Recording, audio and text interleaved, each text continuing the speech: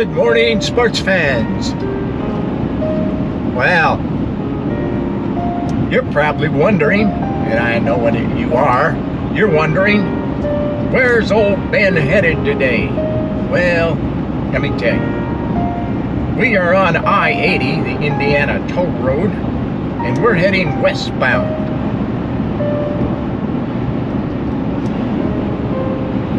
Now, we're not going into Chicago. We're not going that far. So we're going to stop, somewhere along the way. A little town that you may or may not heard of. Valparaiso, Indiana. Yep, Valparaiso. And I'm going to show you that town, some of it anyway. What it's all about. May surprise you a little bit. May not surprise you, but again, most of you, I think it will surprise you. Find out a little information about Valparaiso, Indiana. So bear with me, friends. We've got us about 45 miles to go yet here. And we're at about 8:45 in the morning. So I'll see you guys, and we'll see you down the road. Well, the city of Valparaiso, or I should say the territory, was purchased in 1832 from the Potawatomi Indians. So hopefully this morning I got a microphone. I'm downtown Valparaiso. Just got here. And then it looks like there's a few people walking around. A lively town down here. And a lot bigger than what I expected. So we'll walk around. And like this place across the street, it's called Ben's Soft Pretzels. So we're going to take a look at it. There's a lot of other things here in town.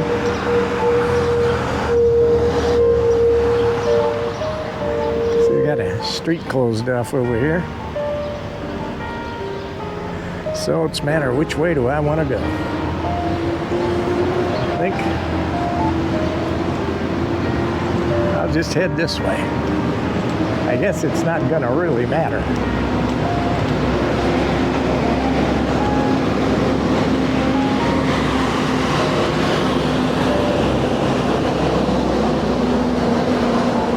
And there's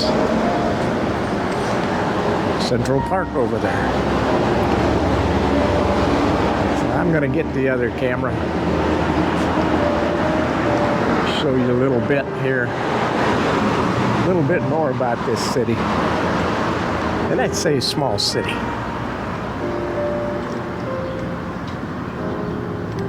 And there's my man across the way. Hang in there. Well, folks, the name Valparaiso means Vale of Paradise. And there was also a battle fought here in the War of 1812. At one time, the city was called the City of Churches because it had so many churches. Today, it has a population of about 28,000 people. You're going to notice here that it was built on a hill, the top of a hill. And there's a good view. Come into town. And as you get into town, either direction you go, north, south, east, or west, you're going to go down. It's a little noisy, if you notice that. I did. That's because the main drag through town is Highway 30. It goes right through the center of town. This is the Florida County Courthouse. And it was originally constructed, the first building, in 1837 at a whopping cost of $1,250. In 1853, it was replaced by a brick building, 40 by 60 foot, at a cost of $13,000.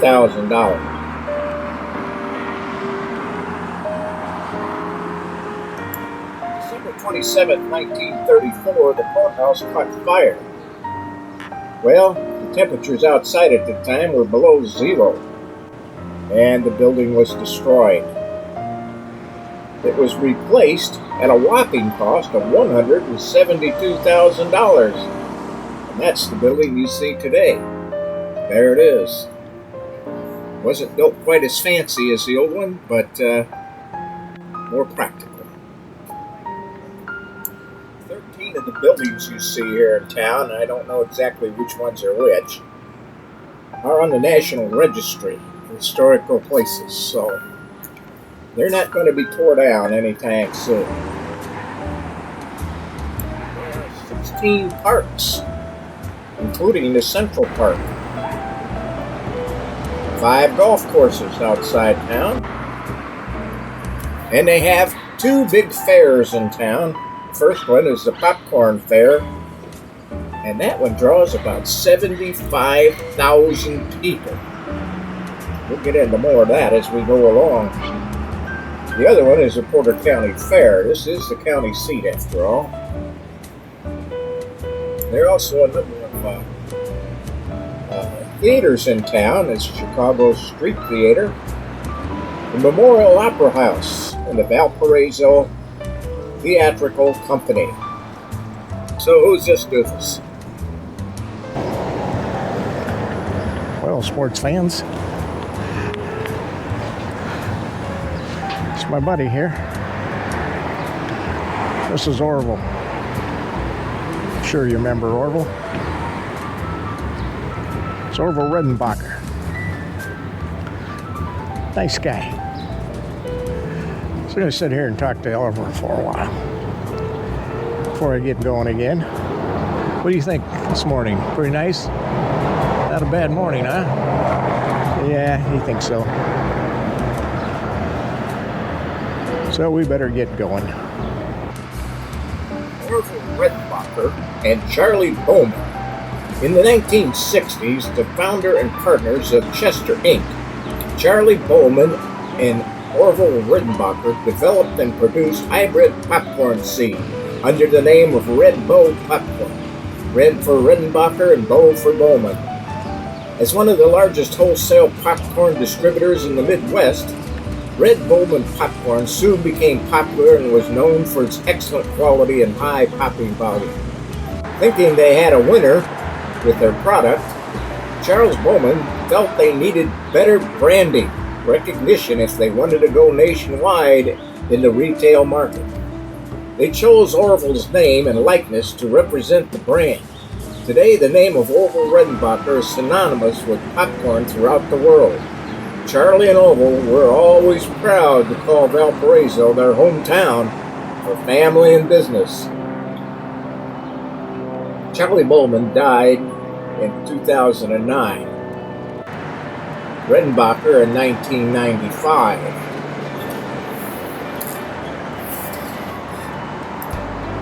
Did not die in Valparaiso.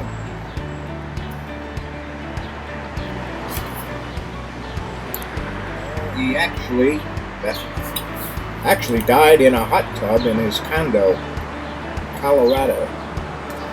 But he always came back and hosted Popcorn Festival.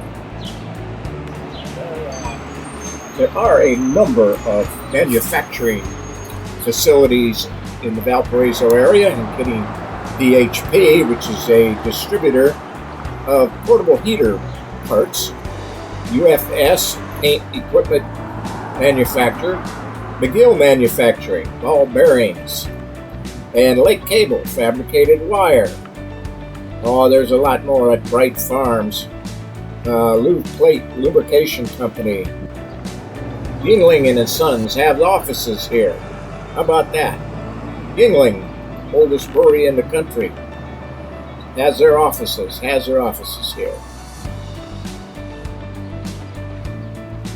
Here we have our museum, and next door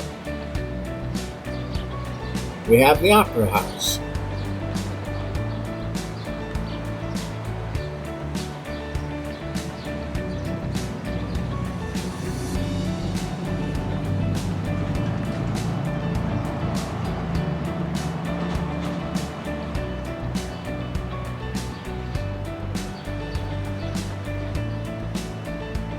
That would be the Civil War right there they're paying tribute to. Moose Lodge, right downtown. Porter County Museum, right next to it. Firefighters Museum.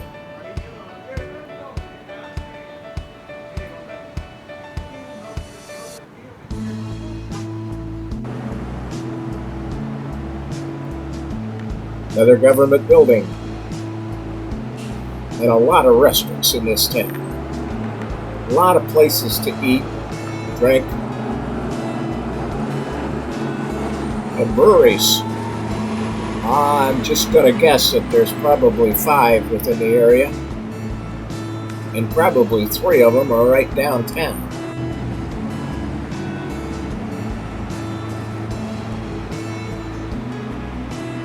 These shops are very, very interesting.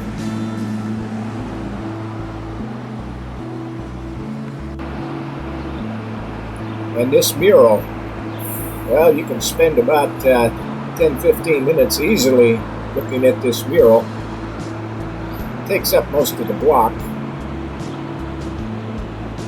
Quite interesting, quite comical too.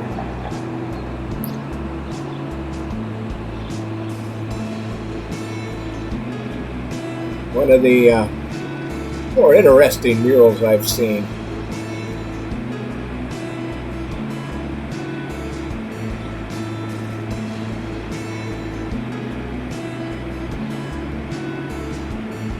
And that includes the City of Murals, which I did a video of a few years ago.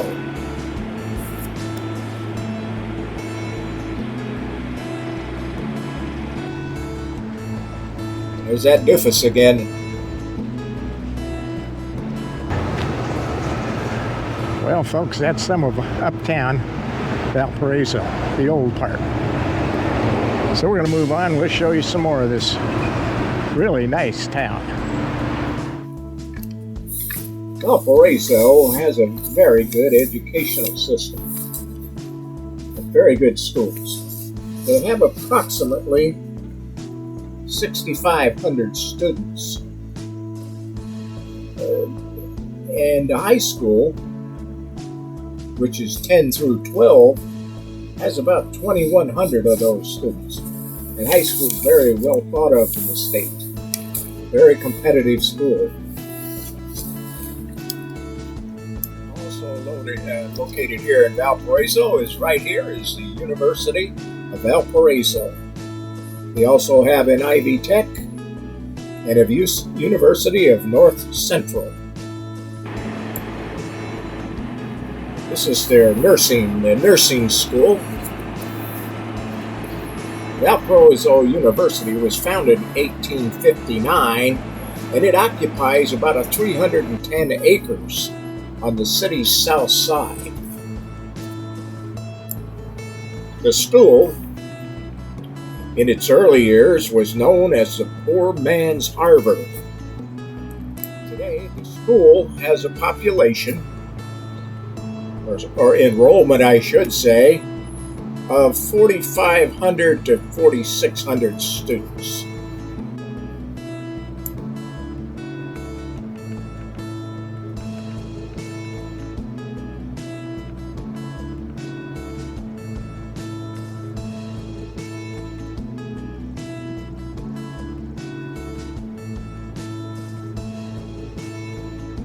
Now, my grandfather and my uncle both attended this university, but back in the day, these buildings were not around.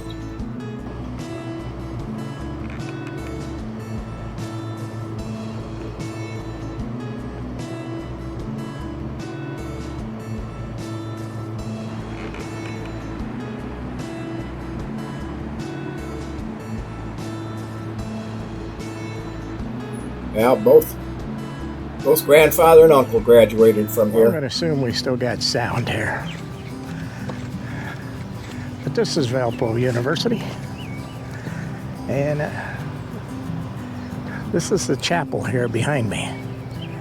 Right there. I couldn't get in, but I had a prayer meeting going. But the university seems to be a very nice, very pretty university. If you look around, there's a lot of open space here. You turn all the way around here. And the only thing I see going on right now is over here at the Center for the Arts. And it looks like the band or the orchestra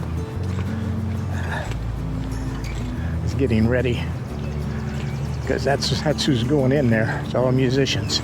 But other than that, pretty dead out here. Yep.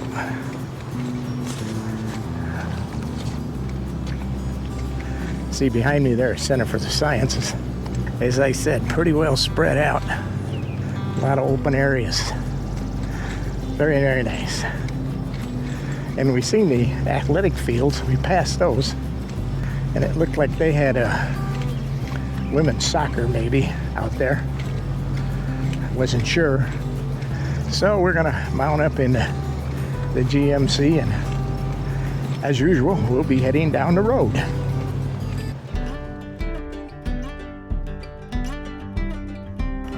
Zayo, and I'm not sure how they pronounce it, but it looks like Zayo to me. This is a little bit of everything.